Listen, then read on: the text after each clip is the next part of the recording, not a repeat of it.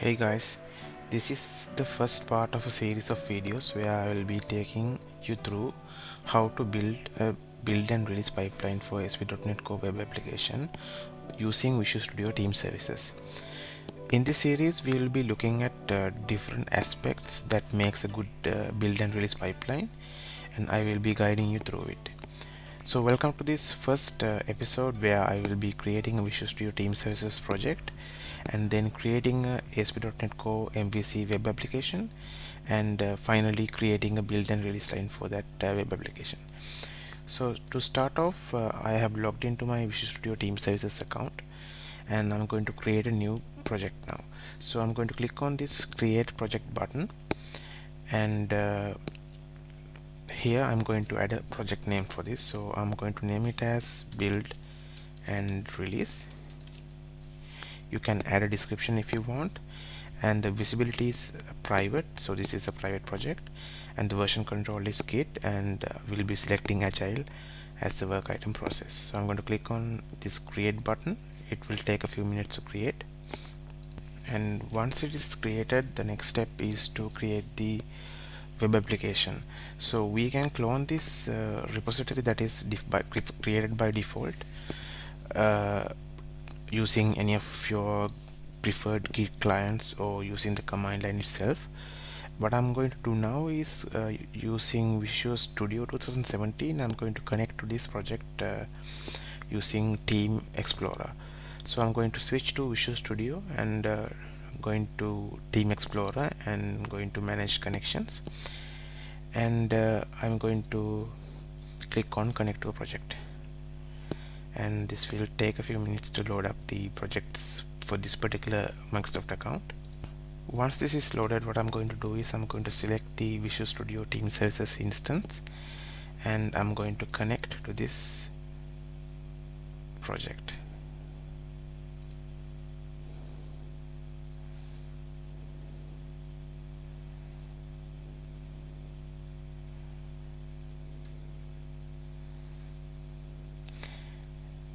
And then what I'm going to do is I'm going to select a new location for this. I'll take this as the desktop and also create a folder.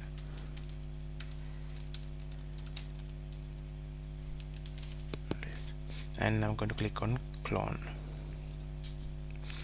So this will pull down the repository itself, and next I'm going to go and add a new solution for this folder. So what I'm going to do is I'm going to click on file, new, and project, and go select ASP.NET Core web application, and I'm going to name this as build and release .web. I'm going to rename the solution, and I'm going to select the folder that we downloaded as the location for this. So I'm going to click on OK, and then I will be presented with this dialog where I need to select the target framework, and I'm going to select the ASP.NET MVC template and click on OK. It will take a few minutes to create this project, and once it is created, you can see the project is there in the Solution Explorer. And what I'm going to do now is I'm going to quickly add a unit test project, since unit tests are essential to any projects that we create. And I'm going to right click on the solution, and I'm going to go and add a new project, and I'm going to go into ASP.NET Core, and I'm going to select the template XUnit test project for .NET Core, and I'm going to go and copy this and add the project name, so web tests, and I'm going to click OK. So this will create a unit test project for us and add a few NuGet packages that is needed. So if I go to manage NuGet packages and look at what is installed, you can see that Microsoft.NET Test SDK is installed, as well as XUnit and the XUnit runner for Visual Studio. And I am going to also need to install another NuGet package, since we are using this test project to test ASP.NET Core MVC controllers. I'm going to go in and add the ASP.NET Core all NuGet package. So I'm going to select this and I'm going to add this to the project.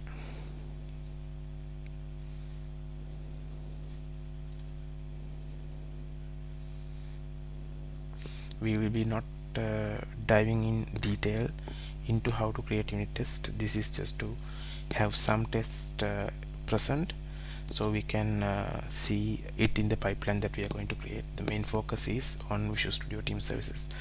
So what I'm going to do is I'm going to rename this file. I'm going to rename this as home controller should, and it will rename the class as well. And I'm going to add a reference, since we are testing the web project. I'm going to add a reference to that project, and I'm going to rename this as well. I'm going to rename this to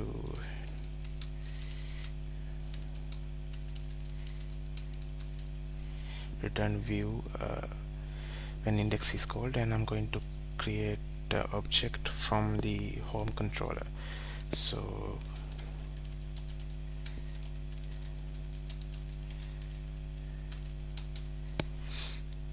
and pull in the using, and then I'm going to call the index method of the controller and check to make sure that this is not null. And while we are doing this, we can enable live unit testing as well to see the tests that we write running in real time. And you can see in the text explorer the test has already been picked up. And what I'm going to do is I'm going to run this selected test, and you can see the live unit test has already run the test, and it's indicating the tests are passing. And we'll take a look at the controller itself, and here you can see the controller, and it is indicating that this index method is covered by a single unit test, and the rest of the projects methods are not covered by unit tests. So this is enough for us to get started creating a build and release pipeline. So what I'm going to do is I'm going to commit these changes using Team Explorer, and I'm going to commit this as an initial commit, and I'm going to add. So you can see we don't have a git ignore here. So what I'm going to do is I'm going to copy over a git ignore to this project to make sure that we are not committing the DLL files and other unnecessary stuff. So what I did was I basically copied over a git ignore file into the build and release solution. So this will ignore all the unnecessary files that is included in the project. So I'm going to commit these changes now, and I'm going to sync these changes with the remote.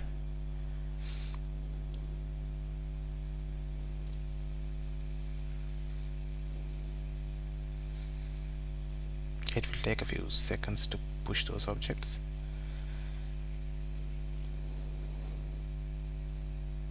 And once that is complete, we can go and check Visual Studio Team Services project. And I'm going to go into code, and in files we should see the new project that we have pushed, and the code is already here. So the next step is to build the build definition, or the the CI continuous integration aspect of this project. So it is really easy to do. VSTS has already provided a button here to set up the build definitions. So what I'm going to do is I'm going to click on this button to create the build definition for this. There are several ways of doing this, so this is one of the easiest ways of doing. So I'm going to click on setup build button to start setting up the continuous integration pipeline. So here you can see there are already several different built-in templates that you can use. So these are a group of tasks that is used to create or to build a certain type of project. So since we are building an ASP.NET Core project, there's also a built-in template for this. So what I'm going to do is I'm going to select this ASP.NET Core project and click apply, and this will add a set of tasks that we can configure to build and test and publish ASP.NET Core MVC web applications. So since we are using ASP.NET Core 2.1, we need to add a new task here just to install the SDK. So if you click on this add task button, you will be taken to the add task dialog in the VSTS, and you can see here this .NET Core Tools installer is the task that we need to add. So if you don't see this in this list, you can always search for this. So if you search for .NET Core, you should see this task as well. So what we're going to do is we're going to add this and place this on the top. And what we need to do is we need to install the SDK for version 2.1.302.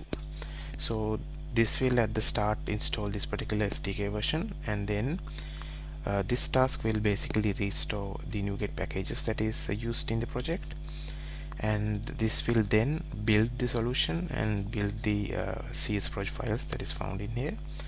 And the third task will actually find any test project that is included in the project and build and run the tests that is included in the solution. And finally, this final task will actually publish the web projects that is there in the solution as a zip file, so we can take this to the release side of things. And here you can change the name of the build definition. So what I'm going to do is build and release build, as this is the name. And here in VSTS you can set variables as well if you need to use them in your build definition. So there are several predefined build variables. You can see build configuration, build platform is also set. And if you set this check this checkbox, it will make the this particular variable settable at the queue time. That means basically when you queue a new build, you can set these values. And this system debug is a very important variable.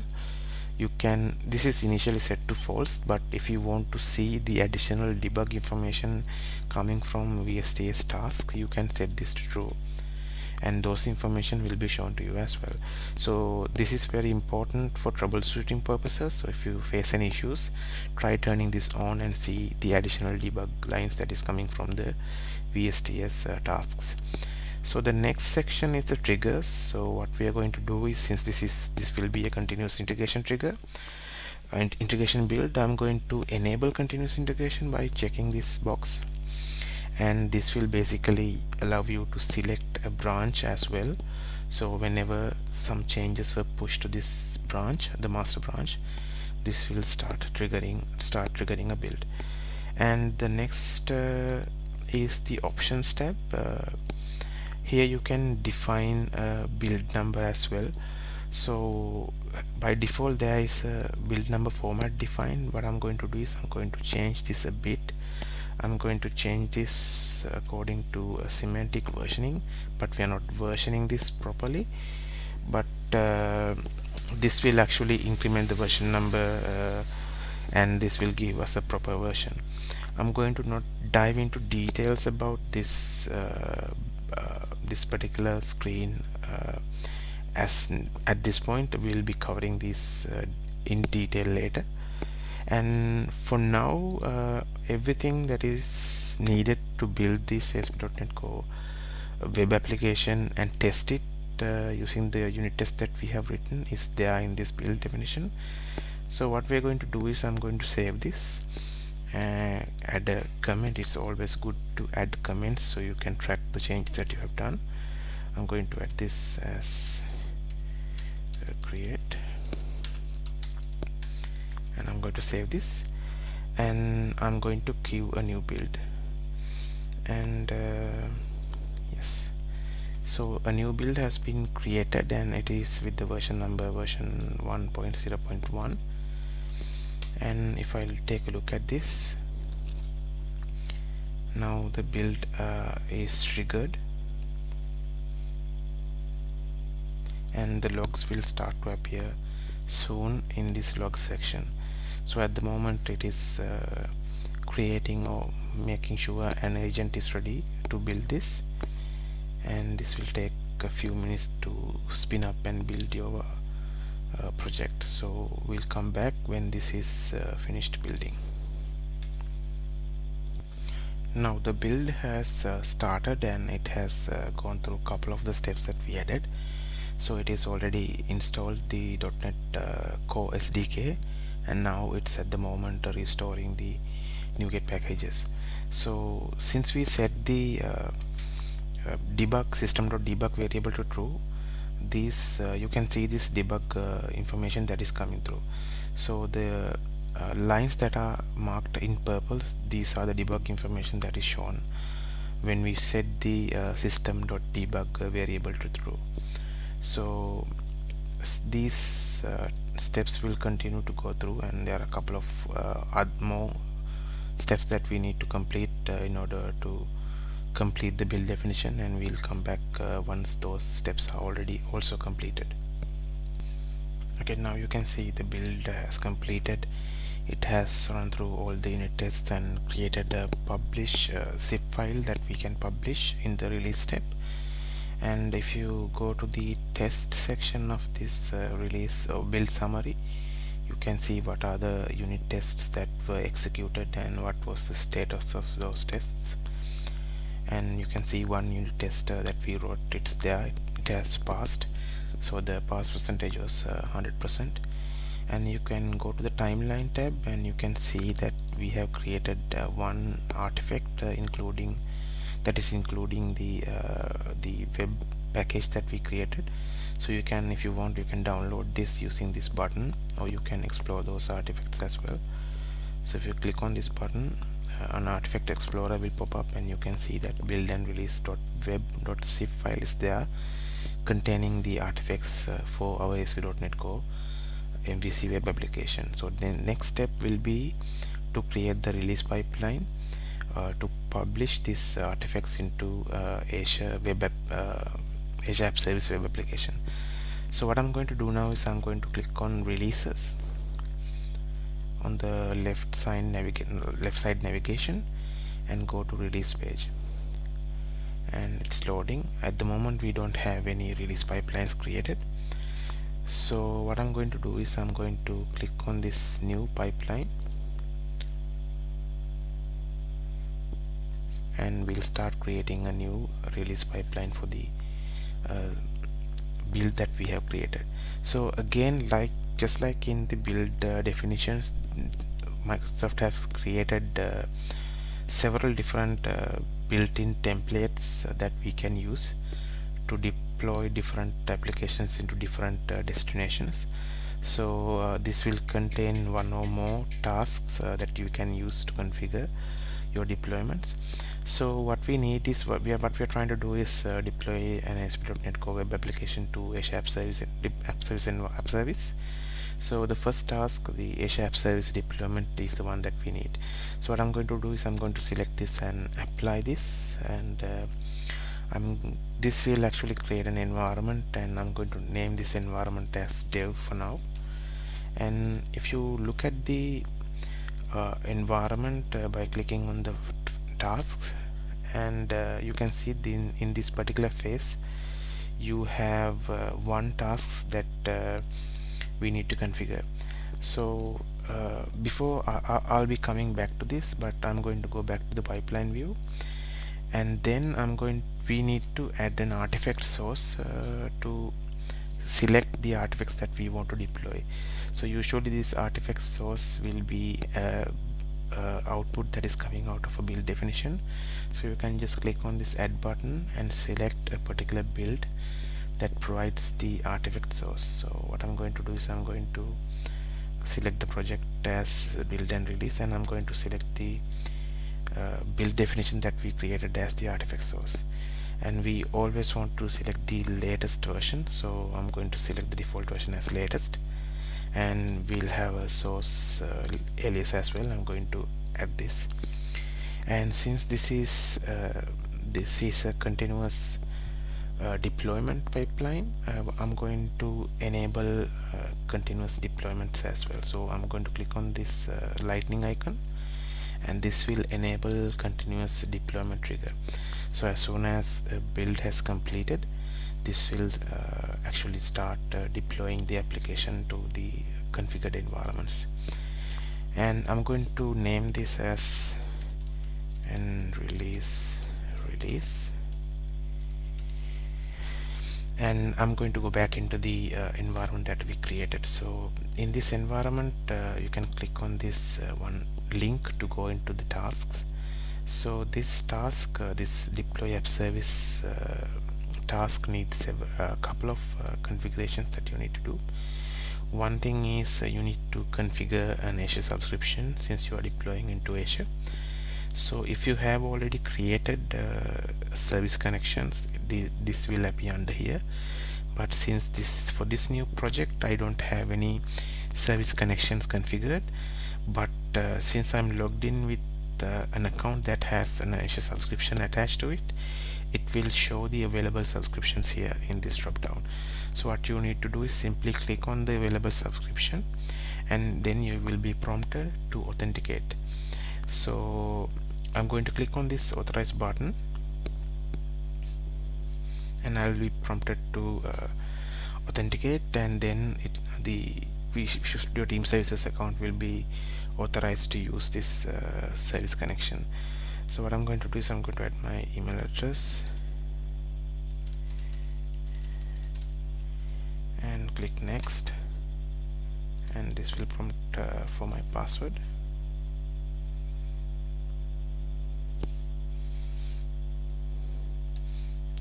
To sign in. I have added I'm going to click yes,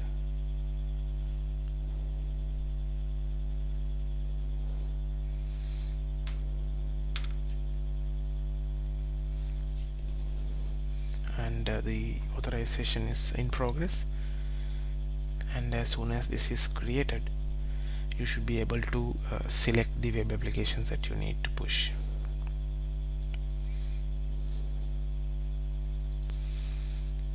And now you can see this Azure service connection is already created, so we can select that, and the application type is a web application. We need to push this to a web application, and I have already created a web application and a resource group in Azure. So if I take you to the Azure portal, and I have created a resource group called build and release pipeline, and in this I have created an app service plan and an app service web application, so we can push this web application into Azure. So what I'm going to do is, in this release pipeline, I'm going to select that app service name. So in this click in this drop down will populate all the app service instances that is available for you. So this KVK build and release web is the app service instance that I want to publish to, and these required configurations is now complete, and you can click on the task if you want to do some additional configurations as well.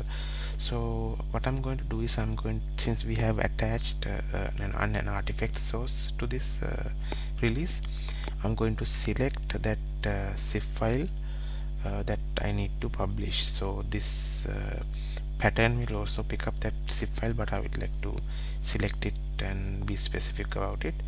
So what I'm going to do is I'm going to click on this button, pop-up will come up, and this from here I can browse through the linked artifacts and select the file that I need. So this build and release.web.zip is the file that I want to select, and I'm going to click OK and select that. So this file will be deployed, and this additional deployment options, where you can configure some other configuration options. So if you want to take the app offline when you start the deployment, you can select it here.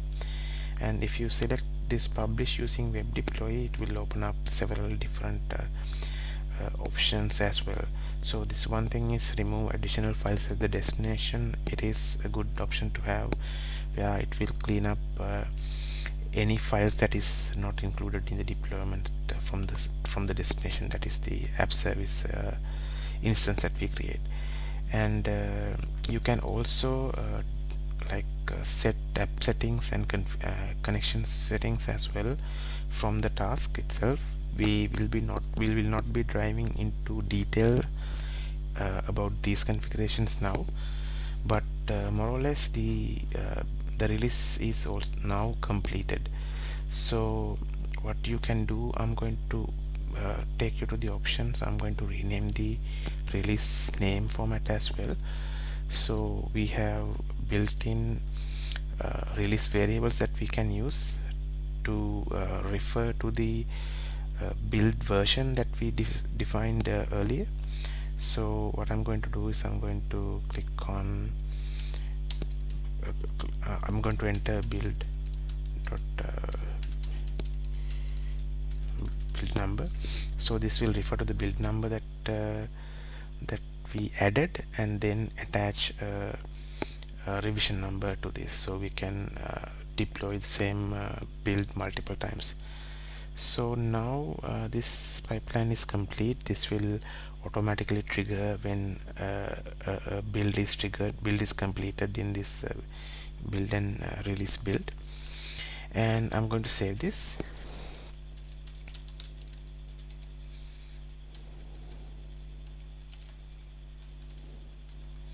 And click OK. And what I'm going to do is I'm going to create the initial release. So I'm going to click on this release button and click on create a release, and I'm going to select the build and the version that I want to deploy. So since we have selected the latest version, it will select the latest version here. What I'm going to do is I'm going to click on create, and this will actually create a release, and you can see the release name is the build number plus the revision number of the release. So again, if you go into the summary of the release, it will show the progress of the release in this new release pipeline view, and you can click on this in progress link to see exactly what is going on. So at the moment it is spinning up the agent, getting ready to start the deployment. So it will take a few minutes as well to do the deployment. So we'll come back once the deployment is complete. So now you can see the release is completed successfully, and you can go to the pipeline and see the release was successful. So let's see if the application was deployed or not. So what I'm going to do is I'm going to click on the app service instance in the Azure portal and navigate to the URL that is provided for me. So the ASP.NET Core MVC default application should be up and running in this particular website now. Let's give it a few seconds to load up. So now you can see the application that we created from the Visual Studio template is now up and running in the Azure App Service web application. So that is basically how you create a VSTS build and release pipeline for an ASP.NET Core web application. So this was quite a lengthy video to start off, just to cover the basics of how you can create the build and release pipeline. So in the coming videos we'll be enhancing the pipeline that we have created by adding different elements to this build and release pipeline, and we'll be making it a fully fledged release pipeline for your applications. So thank you for watching. I'll be joining you soon with a new episode of this series. So thank you very much.